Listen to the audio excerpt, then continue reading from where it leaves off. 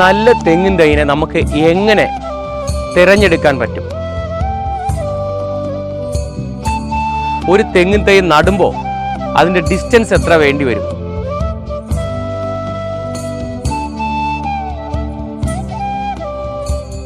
നമ്മളൊരു തെങ്ങെന്ന് പറയുന്ന 10 ആനയ്ക്ക് സമമെന്ന് എല്ലാവരും പറയാൻ കേട്ടിട്ടുള്ളത്.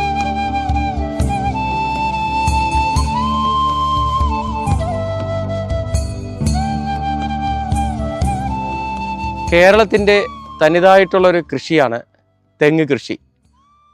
മലയാളി ഏത് രാജ്യത്തുണ്ടോ അവർക്ക് 1 സെൻറ്റ് ഭൂമി ഉണ്ടെങ്കിൽ അവർ ഒരു തെങ്ങ് നട്ടിരിക്കും. ഏവർക്കും കൃഷിമിത്ര ചാനലിലേക്ക് സ്വാഗതം. വെള്ളിയാണി കാർഷിക കോളേജിൻ്റെ തൊട്ടടുത്തുള്ള ഒരു ഗ്രാമമാണ് പുന്നമൂട്. ഈ പുന്നമൂടിൽ 1 ഏക്കറോളം തെങ്ങ് കൃഷി ചെയ്യുന്ന ഒരു NRIയുടെ ഫാമിലാണ് നമ്മൾ നിൽക്കുന്നത്. ഇപ്പോൾ നമ്മളെ കേരളത്തിൽ ഈ തെങ്ങ് കൃഷി കൊണ്ട് ഒരു വലിയ ഒരു വ്യാവസായികം തന്നെ നടക്കുന്നുണ്ട്. ഞങ്ങൾ ഇന്ന് നിങ്ങൾക്ക് തരുന്ന അറിവ് തെങ്ങ് കൃഷിയെക്കുറിച്ച് അറിയാമെന്നുള്ളവർക്ക് വേണ്ടിയല്ല. തെങ്ങ് കൃഷി ചെയ്യുന്ന ഒത്തിരി പേരുണ്ട്. അവർ പല വിധത്തിലുള്ളവരാണ്. NRI ആയിരിക്കാം, അല്ലെങ്കിൽ ഉദ്യോഗസ്ഥവരായിരിക്കാം. ഇങ്ങനെയുള്ളവർക്ക് എങ്ങനെയാണ് തെങ്ങ് നടണമെന്ന് അറിയത്തില്ല. ഈ തെങ്ങും തോട്ടം സംരക്ഷിക്കുന്നത് ഒരു കാര്യസ്ഥനുണ്ട്. അദ്ദേഹം സുരേഷ് എന്നാണ്. അദ്ദേഹം ഇവിടെ ഒരു വലിയൊരു കർഷകനും കൂടിയാണ്. വളരെ വൃത്തിയായിട്ട് ആണ് ഈ കാര്യസ്ഥനായ സുരേഷ് ചേട്ടൻ ഇവിടെ ഇതിനെ സംരക്ഷിച്ചിരിക്കുന്നത്. അപ്പോൾ നമുക്ക് സുരേഷ് ചേട്ടനുമായിട്ടുള്ള വിശേഷമാണ് നമ്മൾ അറിയാൻ പോകുന്നത്. എൻ്റെ പേര് സുരേഷ്. ഞാനിവിടെ കൃഷിക്ക് വന്നിട്ട് 6 മാസമായി. ഇത് വിദേശത്തുള്ള ഒരാളെ വസ്തുവാണ്. 1 ഏക്കർ ഭൂമിയുണ്ട്. ഇവിടെ മൊത്തമായിട്ട് ഞാൻ നട്ടക്കുന്ന തെങ്ങാണ്. തെങ്ങ് കൃഷിയാണ് ചെയ്യുന്നത്. വാഴ കൃഷിയുണ്ട്, തെങ്ങ് കൃഷിയുണ്ട്. രണ്ടുമാണ് നട്ടക്കുന്നത്. ഞാനൊരു കർഷകനാണ്. നല്ല തെങ്ങിൻ തൈനെ നമുക്ക് എങ്ങനെ തിരഞ്ഞെടുക്കാൻ പറ്റും? ഒരു തെങ്ങിൻ തൈ എങ്ങനെ നടണം? അതിനെക്കുറിച്ചുള്ള ഡീറ്റെയിൽസ്. ഒരു തെങ്ങിൻ തൈ നടുമ്പോൾ അതിൻ്റെ ഡിസ്റ്റൻസ് എത്ര വേണ്ടി വരും? ഇന്ന് കേരളത്തിൽ ഏറ്റവും കൂടുതൽ വഞ്ചിക്കപ്പെടുക എന്ന് തന്നെ പറയാം. ഞാൻ ഈ ഭൂമിയിൽ വന്ന് കണ്ടപ്പോൾ എനിക്ക് വളരെ സങ്കടം തോന്നിയിട്ടുള്ളൊരു കാര്യം എന്ന് പറയുമ്പോൾ, വളരെ അടുത്തടുത്താണ് ഈ തെങ്ങിൻ തൈകൾ നട്ടിരിക്കുന്നത്. ഇപ്പോൾ ഉള്ള പുതിയ യുവ കർഷകരെല്ലാവരും തെങ്ങ് കൃഷി ചെയ്യുവാൻ അവർക്ക് ആഗ്രഹമുണ്ട്. പക്ഷേ അവർക്ക് അതിനെക്കുറിച്ചുള്ള ഒരു ജ്ഞാനം കൂടെ വേണ്ടതെന്നാണ് ഞാൻ എൻ്റെ ഒരു അഭിപ്രായത്തിൽ പറയുന്നത്. കാര്യം എന്ന് വെച്ചാൽ, ഒരു തെങ്ങ് തൈ നടാനുള്ള അടുപ്പമാണ് നമുക്ക് ഏറ്റവും അറിയേണ്ടത്. മറ്റ് നമുക്കിപ്പോൾ ഒരു വാഴക്കൃഷിയുണ്ട്. നമുക്ക് വാഴക്കൃഷി 1 വർഷം നമുക്ക് കിട്ടുന്ന ഒരു ആദായമായിരിക്കാം. 1 വർഷത്തിലേക്ക് മാത്രമേ അതിനുള്ള ലൈഫുള്ളൂ. അത് കഴിഞ്ഞ് നമുക്ക് പിഴുതി കളയാം. പക്ഷേ തെങ്ങ് അങ്ങനെയല്ല. തെങ്ങ് നട്ടതിന് ശേഷം ഉണ്ടാകുന്ന ബുദ്ധിമുട്ട് എന്ന് പറയുമ്പോൾ ചില്ലറ കാര്യമല്ല. അഡ്വൈസ് കിട്ടിയതിന് ശേഷം മാത്രമേ നമുക്ക് തെങ്ങിൻ തൈ നടാൻ വേണ്ടി പോകാവൂ.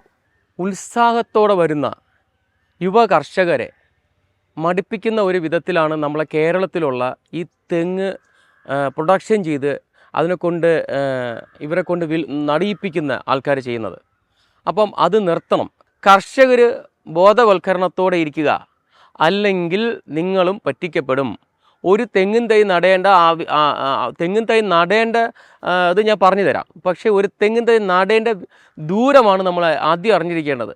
ഇന്ന് ഏറ്റവും കൂടുതൽ ബുദ്ധിമുട്ട് അനുഭവിക്കുന്ന ആ ഒരു മേഖലയിൽ തന്നെയാണ്. കാര്യം ആദായം. നമ്മൾ എന്തിനാണ് തെങ്ങിൻ തൈ നടുന്നത്? ആദായം കിട്ടാൻ വേണ്ടിയാണ്. അപ്പോൾ നമ്മൾ പറ്റിക്കാൻ വരുന്ന വ്യക്തികളോട് നമുക്ക് തന്നെ പറയണം, ഇത്രയും അടി വെച്ച് തരണം, എനിക്ക് കൂടുതൽ തെങ്ങ് വേണ്ട.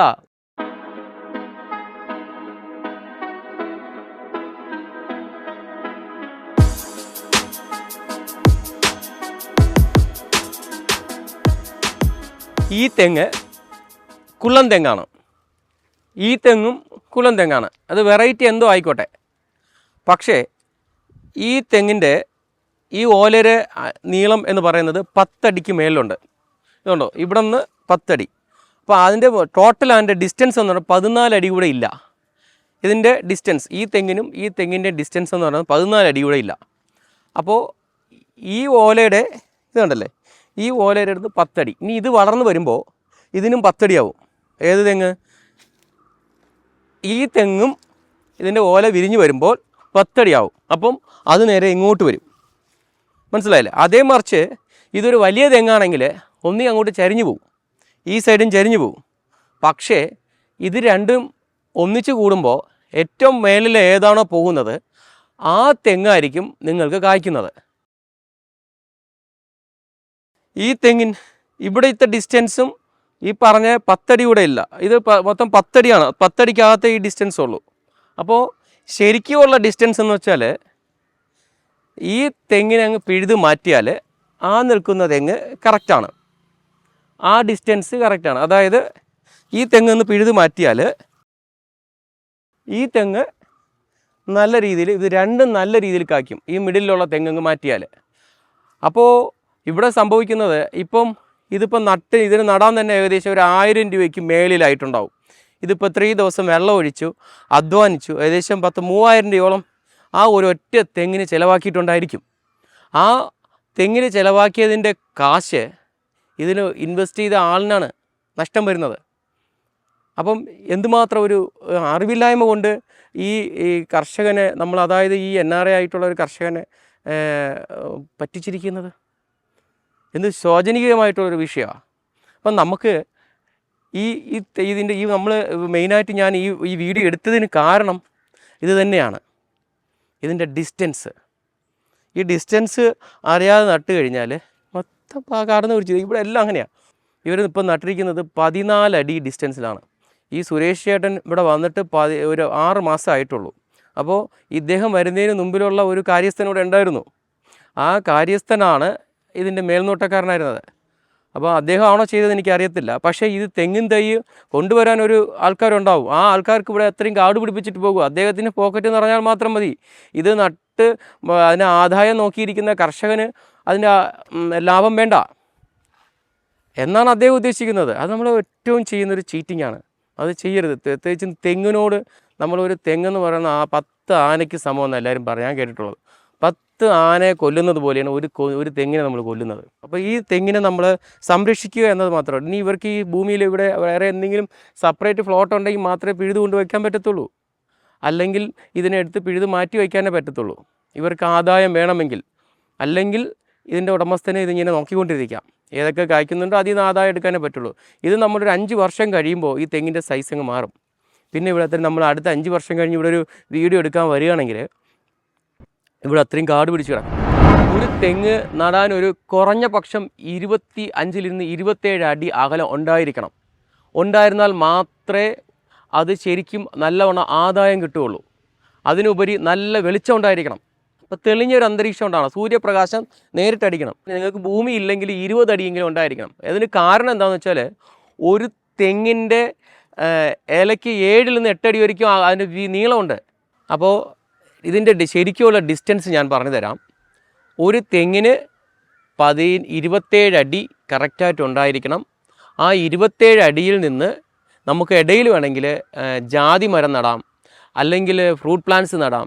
ഇനി നമ്മൾ ഇതിൻ്റെ തെങ്ങിൻ്റെ മണ്ടയിലുണ്ടായിരിക്കുന്ന ചെല്ലിക്ക് എന്താണ് നമുക്ക് ഉപയോഗിക്കേണ്ടത് അതിനെക്കുറിച്ചാണ് പറയാൻ പോകുന്നത്. പറ്റാഗുളിയ. ആ പറ്റാഗുളിയ വെച്ച് നമുക്ക് അതിൻ്റെ മേളിൽ ഇട്ട് കൊടുക്കാം. അത് ഒരു വിധം. അതിനെ പൊടിച്ച് മണലും മിക്സ് ചെയ്തിട്ട് കൊടുക്കാം. അതൊരു ജൈവ രീതിയിൽ ട്രിപ്പലൻ്റായിട്ട് നമുക്ക് ഉപയോഗിക്കാവുന്നേ ഉള്ളൂ. ഈ ചെല്ലിയെ കുത്തിയെടുക്കുന്ന ഒരു കമ്പി ഉണ്ടാവും, അത് വെച്ച് നമ്മൾ നേരിട്ട് ആളിനെ വെച്ച് കുത്തിയെടുക്കാം. ഷോർട്ട് വെറൈറ്റിയിലുണ്ടായിരിക്കുന്ന തെങ്ങിൻ്റെ മണം കൊണ്ട് ഇതിനെ ആകർഷിപ്പിച്ച് ഉള്ളിലേക്ക് വരുന്നു. അപ്പോൾ ഇത് വണ്ട് വന്ന് അതിനെ മേൽഭാഗത്ത് അതിനെ കടിക്കുന്നു.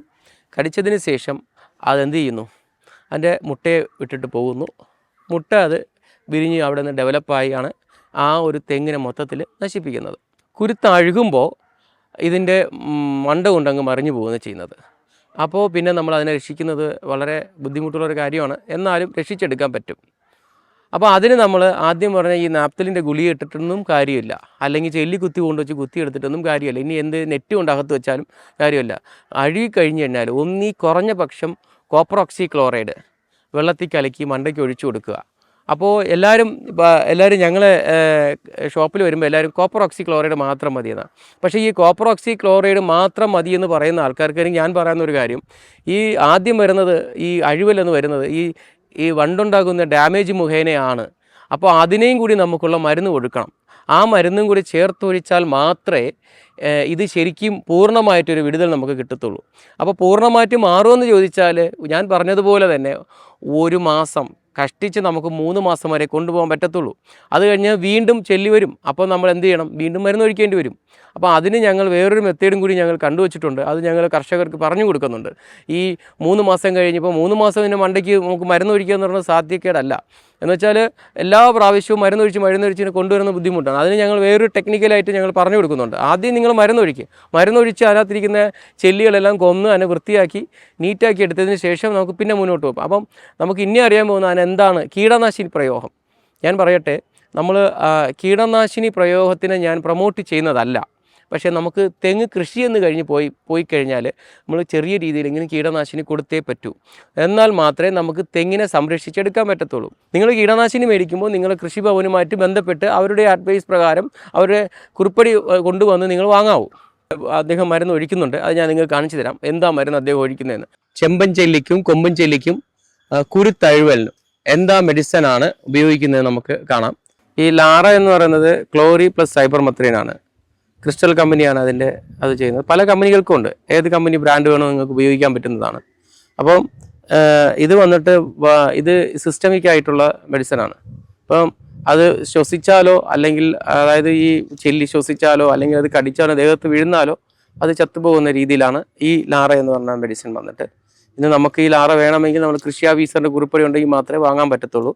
അപ്പോൾ അത് നിങ്ങൾ കൃഷി ഓഫീസറുമായിട്ട് ബന്ധപ്പെടുക. അപ്പോൾ ആദ്യം ഇവർ ഉപയോഗിക്കുന്നത് ഇത് ലാൻസർ ഗോൾഡ്, അത് UPL കമ്പനിയുടെയാണ് ലാൻസർ ഗോൾഡ്. ഇത് വന്നിട്ട് ഇംഡാക്ലോർപൈഡും പിന്നെ അസിപ്പേറ്റും ചേർന്നതാണ്. ഇതിൽ വന്നിട്ട് സെൽസ എന്ന് പറഞ്ഞ ഒരു പുതിയ മാരിക്കുളാണ്. അപ്പം ന്യൂ ജനറേഷൻ ഫംഗിസൈഡാണ്. ഇത് സിസ്റ്റമിക് ആണ്. ഇനി നമ്മൾ കീടനാശിനി ഉപയോഗിക്കുമ്പോൾ അറിഞ്ഞിരിക്കേണ്ട കുറച്ച് കാര്യങ്ങളുണ്ട്. 1 കയ്യിൽ ഗ്ലൗസ് ഇരിക്കുക, 2 മാസ്ക് ഇടുക, 3 ഈ മരുന്ന് ഇളക്കുമ്പോൾ കൈ കൊണ്ട് ഇളക്കാൻ പാടില്ല. മരുന്ന് ഉപയോഗിക്കുന്ന സമയത്ത് ആഹാരം കഴിക്കാൻ പാടില്ല. നമ്മൾ ഈ മദ്യപിച്ചിട്ട് ഉപയോഗിക്കാൻ പാടില്ല. ബീഡി എന്തെങ്കിലും ഈ മരുന്ന് ഒഴിച്ചുകൊണ്ടിരിക്കുന്ന സമയത്ത് ബീഡി കുടിക്കാൻ പാടില്ല. ഇത് ഒഴിച്ചു കഴിഞ്ഞതിന് ശേഷം നന്നായിട്ടൊന്ന് ലൈബോയ് സോപ്പിട്ട് 2 നേരം ദേഹത്ത് നല്ലോണം തേച്ച് കുളിക്കേണ്ടത് ആവശ്യമാണ്. നട്ട് 3 മാസം ആകുമ്പോഴേ മരുന്ന് ഒഴിക്കാവൂ. ഒഴിക്കുമ്പോൾ 3 മാസത്തിൽ നിന്ന് 1 വർഷം പ്രായമുള്ളത് ഇതുപോലത്തെ 1 ലിറ്റർ എടുത്ത് 5 മൂട് തെങ്ങിന് ഒഴിക്കാം. പിന്നെ 6 മാസമായിട്ടുണ്ടെങ്കിൽ ഒരു ലിറ്ററിൻ്റെത് 4 തെങ്ങിന് ഒഴിക്കാം. പിന്നെ 1 വർഷമായിട്ടുണ്ടെങ്കിൽ 1 ലിറ്റർ 2 തെങ്ങിന് ഒഴിക്കാം. 1.5 വർഷം 2 വർഷത്തേക്ക് മേലിൽ പോയിട്ടുണ്ടെങ്കിൽ 1 ലിറ്റർ ഏകദേശം 1 ലിറ്റർ ഒഴിക്കാം. അല്ലെങ്കിൽ 1 ലിറ്റർ 2 ഒഴിക്കാം. 3 വർഷത്തിന് മേലിൽ 3 or 4 വർഷത്തിന് മേലിൽ നമ്മൾ ആയിട്ടുള്ള തെങ്ങിന് നമ്മൾ ഒഴിക്കേണ്ടത് 1 ലിറ്റർ ഫുള്ളായിട്ട് അങ്ങ് ഒഴിച്ചു കൊടുക്കുക. ഓൾമോസ്റ്റ് ഒരു 3 മാസത്തേക്ക് ഒരു ശല്യവും കാണില്ല, കുരുത്തഴുവൽ വരില്ല. ഒരു പ്രാവശ്യം നമ്മൾ കുരുത്തഴുവലിനാണ് നമ്മൾ സെൽസ ഒഴിച്ചിരിക്കുന്നത്. അപ്പോൾ അതുകൊണ്ട് കുരുത്തഴുവൽ ഉണ്ടാവത്തില്ല.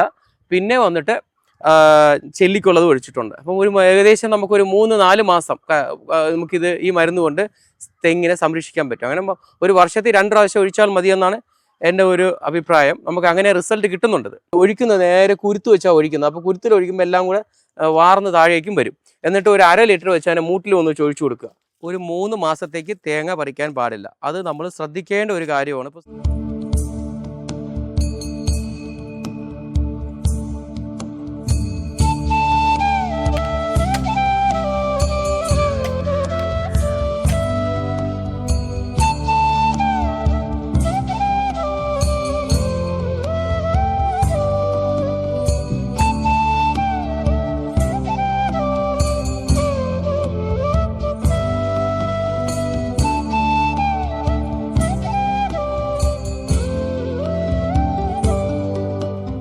നിങ്ങൾക്ക് ഈ വീഡിയോ ഉപകാരപ്രദമായിട്ടുണ്ടെന്ന് ഞാൻ കരുതുന്നു.